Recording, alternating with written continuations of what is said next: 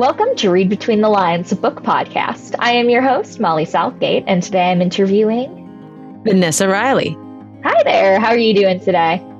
I'm doing wonderfully well. How are you doing? I'm doing great. I've had the kids that I babysit for over today, so if you hear any child sounds, that is why, for anyone listening to this. So can you tell me a bit about your book? Okay. Well, Murder in Westminster takes you back to chaotic 1806 London. And for the historians, they will know exactly when I say 1806. For everybody else, including myself, before I started doing lots of research, why it was chaotic. In 1806, the beginning of the year, they're mourning the death of Lord Nelson. Lord Nelson is like one of the big shots, one of the big shots of the British Navy. He led them through so many battles. He's almost like the father of the British Navy, the way people think of him. Then in February, William Pitt, the man in the House of Peers who passed all the legislation, he's now dead. So legislation is starting to get bumpy. And then, of course, there's this thing in Haiti, 1806 Haiti. Haiti's free. Haiti has defeated a world power, France, which, England has had lots of problems with. But every abolition movement in the world now stops. So Wilberforce, one of the lions of the movement in London, is stuck. Their movement actually has to go underground because almost kind of like, we were good with y'all being free, but now y'all want to run something. I don't know about that. So you've got all this chaos going on. And imagine if you're a free person of color and you thought the world was getting right. And now everything is chaotic and stopped. And you feel called to do your part to get the movement started. But because you're Lady Worthing, people keep dying around you. So as you're trying to one of the opportunities with this book is to bring the politics and the day-to-day happenings, because I firmly believe history repeats itself. And the more we know, the more we can learn from it. And I'm a big Easy Rawlins fan. And I love how you do life with Easy Rawlins, Walter Mosley's famous detective. You see different parts of California. You get the background. Yes, he's trying to figure out who killed somebody, but you also know about the apartment complex dilemma and renting and things like that that's going on. So I thought it'd be really neat for you to see what's going on in the world through Lady Worthing's eyes, and give you some of the chaos and the fun. And of course, the mystery, the murder mysteries that are always surrounding our girl, Lady Worthing. Yes, absolutely. And I loved that element of the book so much. And without giving too much away, I loved how you have her trying to go to these abolition meetings and really involved in that, because I didn't know too much about what was happening in Europe in 1806, but I felt very educated in the most fun way, because there's mysteries happening. To me, no one wants to read a textbook. No one wants to read. I mean, let me take that back. There are some people who do like reading textbooks. I'm one of those, if I need to find an answer kind of girls. I will read textbooks. I will translate French. I'll do whatever I need to do to get the information that's required. Oh, I'm the same way. But this is to entertain people. And I I think Beverly Jenkins calls it edutainment, where you learn a little something, but yet the mystery should be engaging enough and carrying the intrigue and the twists and the turns, keep you turning those pages. Yes, it's almost like backdoor learning. You pick it up because you're focused on the mystery and on the intrigue of what's happening, and then at the end you're like, oh, I know so much about this subject, and I know all these things that I didn't before.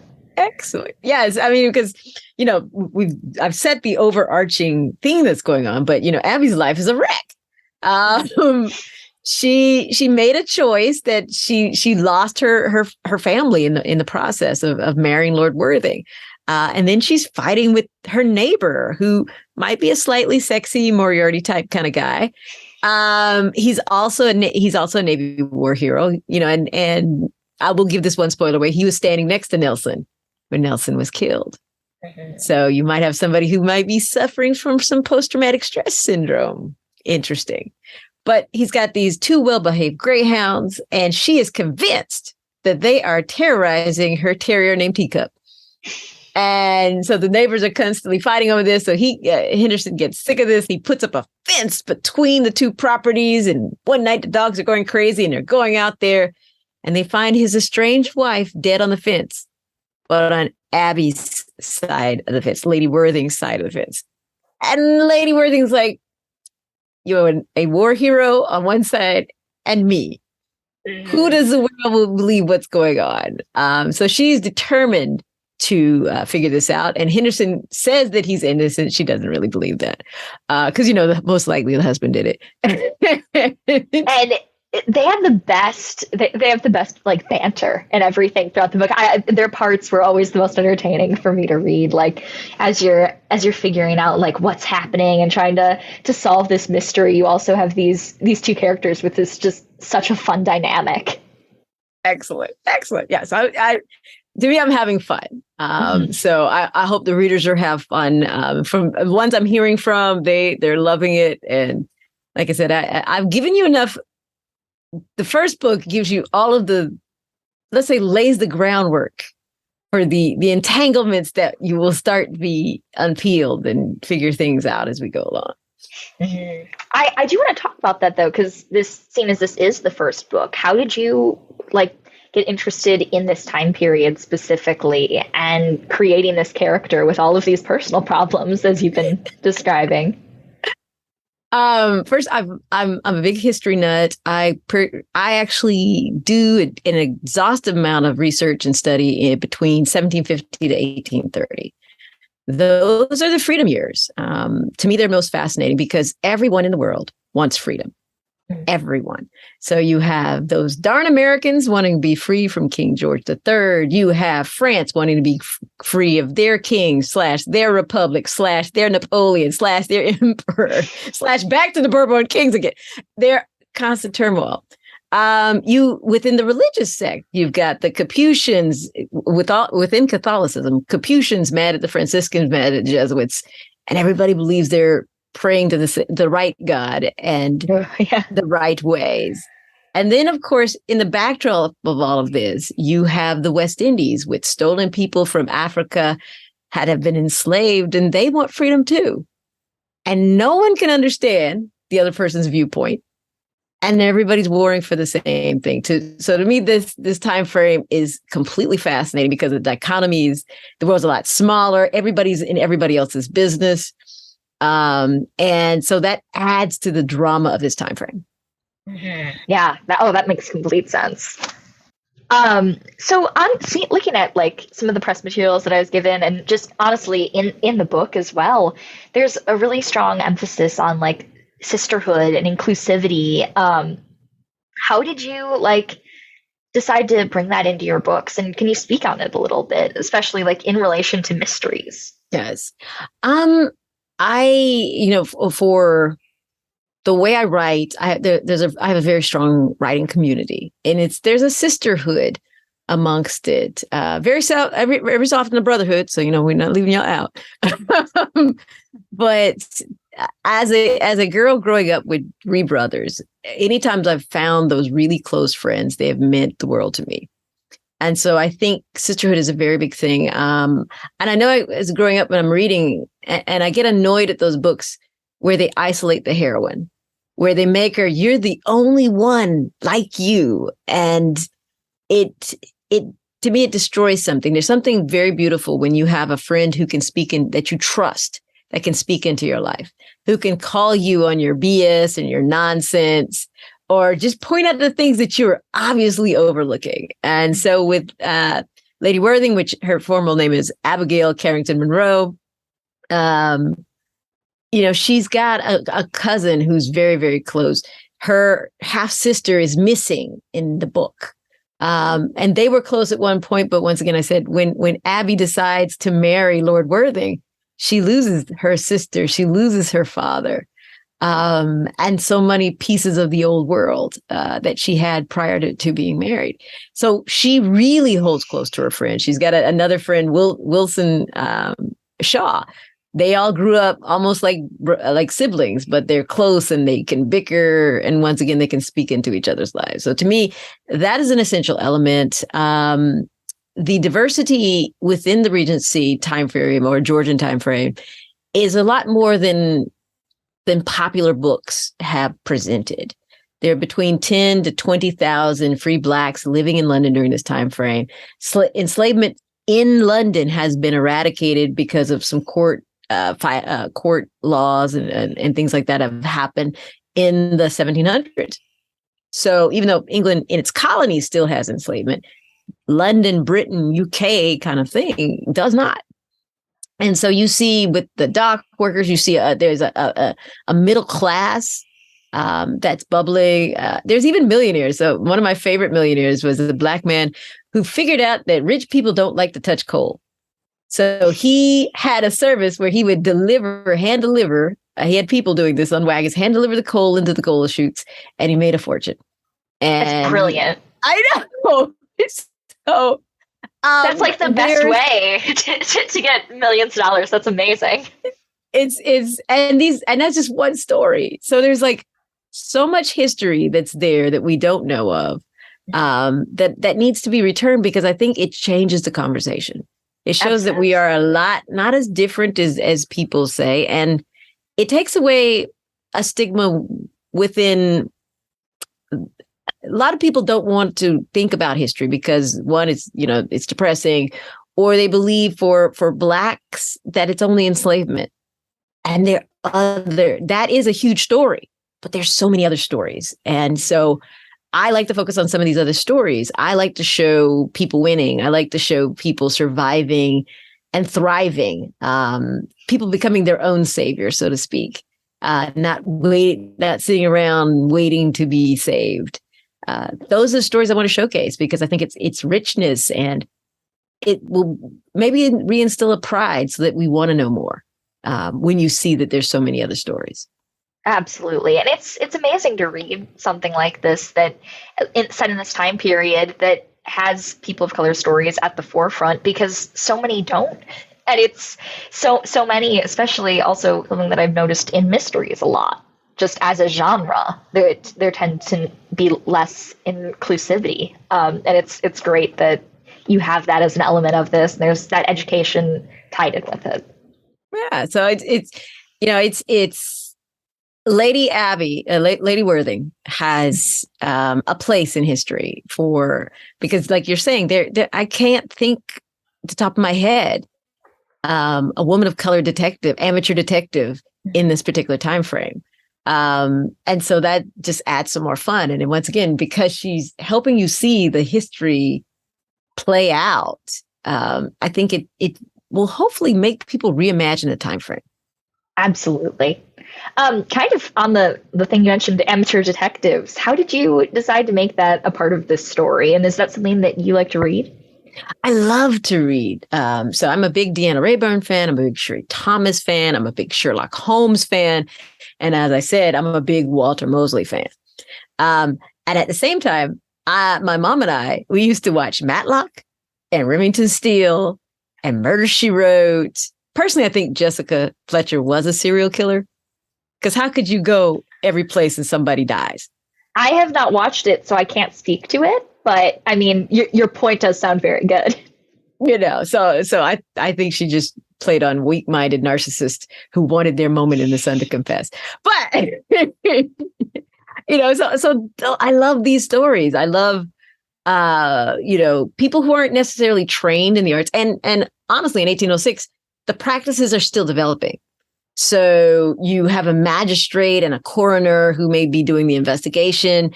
And depending upon who gets bumped off, the level of attention they may actually pay attention to it. You don't necessarily have fingerprint technology. You don't necessarily have ways of tracking. You definitely don't have DNA. So you've got to be able to put together, motive and rudimentary clues that can stand up in a court of law. in order to figure these things out. And so Abby's a puzzler, because actually the word detective is not actually a word in 1806. She's a puzzler. She's a sleuth, mystagogue, somebody, she's trying to figure it out. And because Abigail is of both Jamaican and Scottish heritage, she gets something called second sight, because both populations, the Scots and the Jamaicans, have second sight. Which is that, kind of that I've been here before, that little deja vu where you kind of see things. And it can be stretched out to where you have a vision and you see something.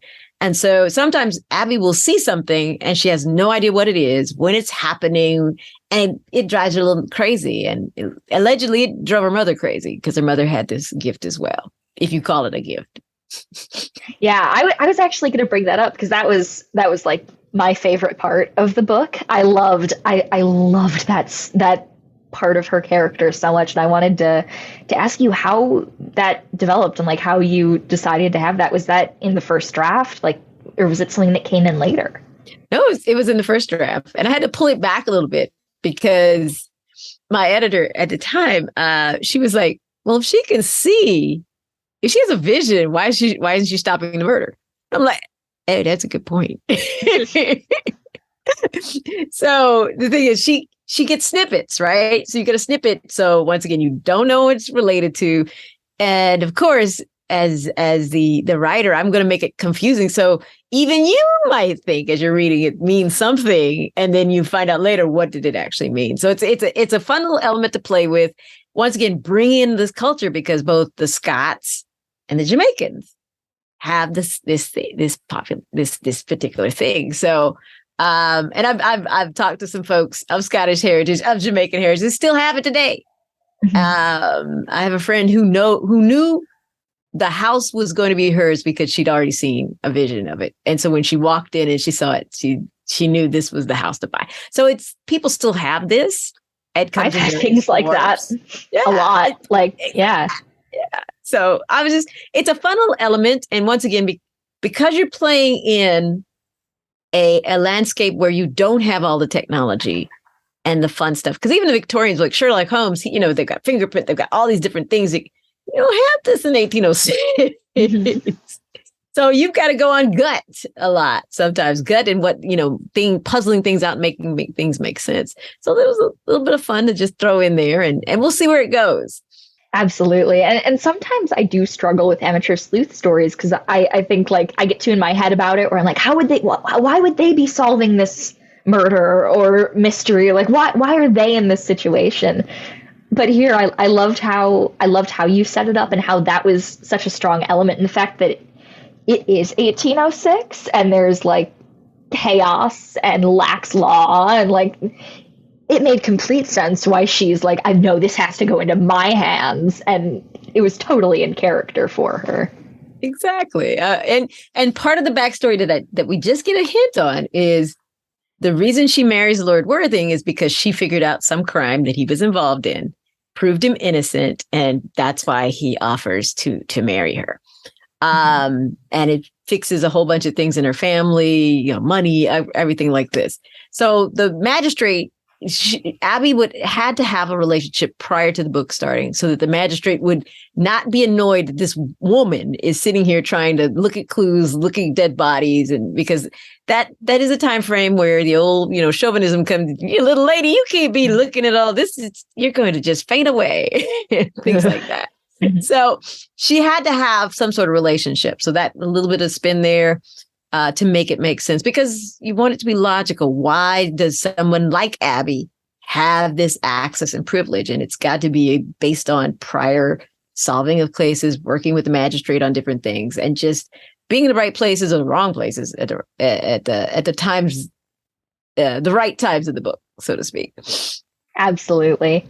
Kind of switching it up a bit.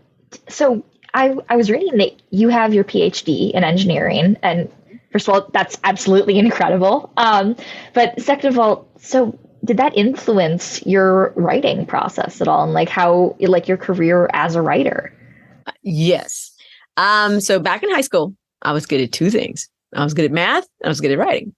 And so, I would go to I call them now Nerd Olympics, where you go and you win the little gold and bronze medallions for like math exams and all that kind of fun stuff.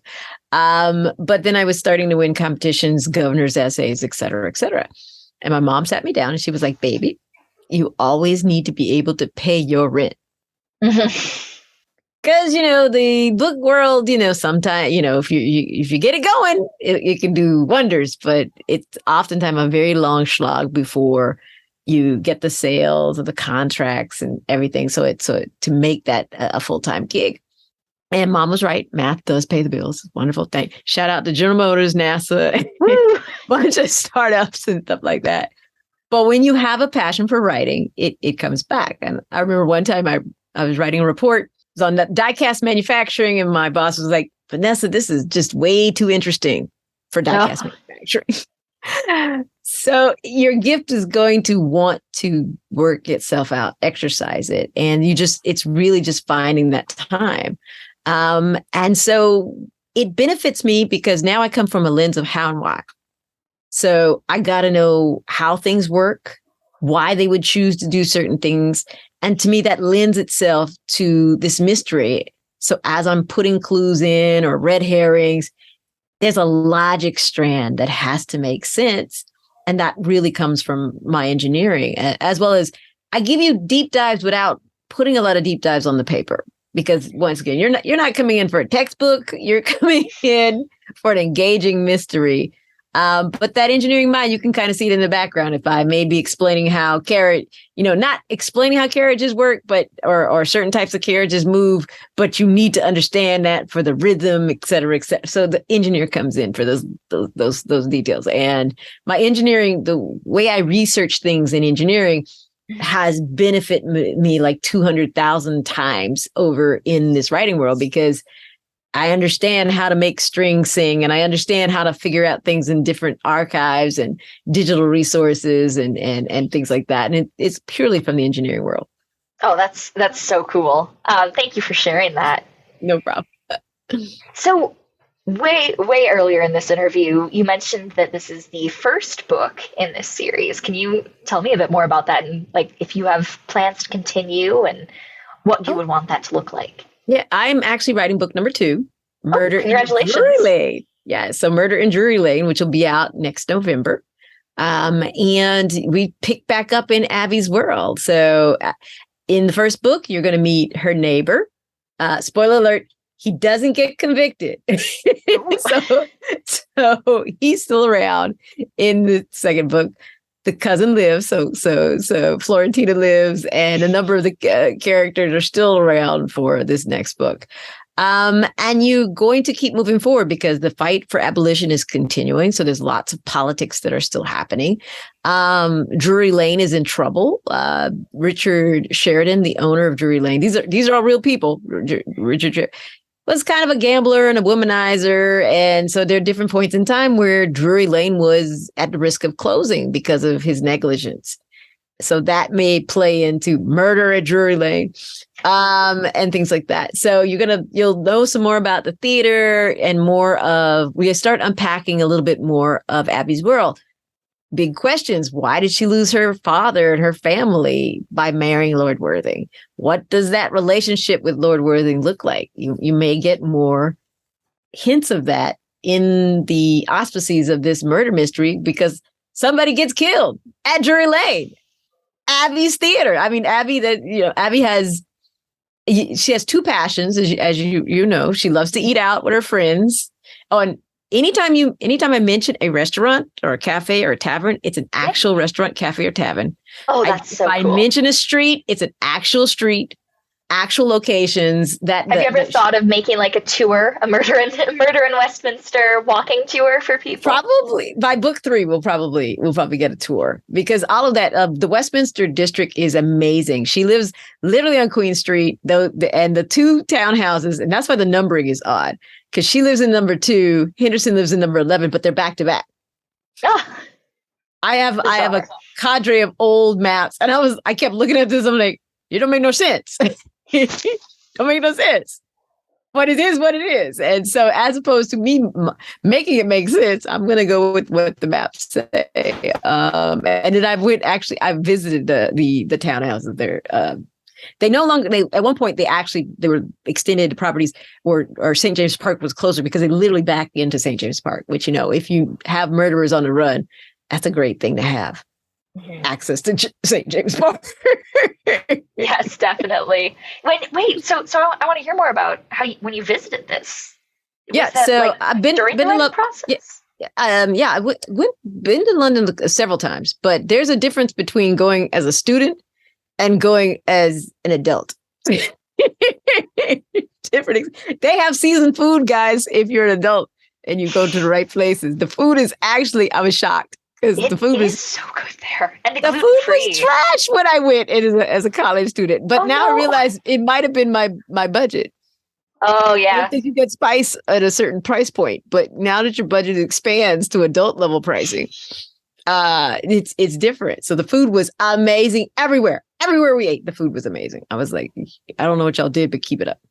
But yeah, so I went because I wanted to, as an engineer, and understanding how sound travels, you have the bells in the Abbey, the bells in St. Margaret. I wanted to see if you could actually hear the bells, because I know what I said in the book. You can, because the way sound propagates, yes, you can hear the bells chiming, but I just wanted to sit around and see it, hear it for that point. I wasn't able to go into St. Margaret's. It was still under renovations and whatnot, or close, because COVID and renovations, there's a lot of things happening. Like Big Ben, which is not in 1806, but Big Ben was all shiny and gold, but because they'd just done this massive cleaning and everything. So London, there's a lot of things happening, but those neighborhoods are walkable. To go from Parliament, to go from where Queen Street is. So there's a lot of neighborhood in Westminster, which is Abby's neighborhood in London, that is exciting. And I love to see that. And then, of course, by taking the backstage tour of Drury Lane, you can find all kinds of places where people could die. That's amazing. I know. Just as a hint, there used to be tunnels that went from Drury Lane to the Thames. Oh, wow. That's a lot of places to die. So it's like, guys, yeah. So I love it. If anytime you can, to do actual, because there's something about walking it. Because, most of the time, people were in carriages or horses, but they walked a lot of places too. And just feeling that and hearing what they could potentially. Now, you got to take away some of the honking horns and noises, that kind of thing. But you get that feeling. You get a feeling of the age of a place by being walking. 100%. My parents and I went in 2019, and we pretty much walked everywhere. Before the pandemic. Yes, but Big Ben was still under construction, so all of our photos of it's like covered in scaffolding. But we walked pretty much everywhere, and it was just gorgeous, and it's such a beautiful area everywhere. We stayed in Kensington, I think. So not quite where the story is, but I think we visited that area. We stayed at the old Horse Guardian this time. So it was really cool. Really cool. That's awesome. I've just had such a great time talking with you today. Thank you for coming on. This was amazing. Thank you for having me, Molly. I just, of course, I just had a blast. I just have one last question for you, and that is, what do you have coming up? Well, Murder in Drury Lane, which we talked about, and that's going to be no good choices go unpunished. So Abby is going to have to make choices in this book that, unfortunately, sometimes there's no good outcome. Interesting. I will leave it at that, because the passion she's working for. She really wants to be reconciled with her family, but justice has to be done. Well, I cannot wait to read it. That sounds very intriguing. I hope that anyone listening to this checks out Murder in Westminster and all of your other books, because we didn't even touch on that, but you've got so many published. Oh, and Queen of Exiles comes out. Queen of Exiles will be coming out in July. It'll be my summer book with William Morrow. This is a queen we should know about. Circa the Regency, so she reigned from 1811 to 1820, and then she goes into exile in Europe and reigns again. Ooh, that sounds fascinating. Yes. Well, congratulations on that releasing. I hope all goes well with that. Thank you. Yeah, once again, thank you so much for being on. My pleasure. For Read Between the Lines, my name is Molly Southgate. And I'm Vanessa Riley. Let's end this the way all great stories end. Happily ever after, the end. Thank you for listening to Read Between the Lines, a book podcast. You can follow the show on Instagram and Facebook at Read Between the Lines Podcast and on Twitter at RBTL Podcast. Make sure to follow the authors who I've been talking to hear all about their upcoming projects, and also because they're cool people. This show is hosted by me, Molly Southgate, and produced and edited by my dad, Rob Southgate. Read Between the Lines is a Southgate Media Group production, and you can find all the great content put on by the network at southgatemediagroup.com. You can read the story of how I and many other podcasters started in the anthology book Pod Life, which you'll find at the link in the show notes. Also in the show notes are links to buy the books featured on this episode. Using those links supports this show and the incredible authors being interviewed. Have a great week and keep reading.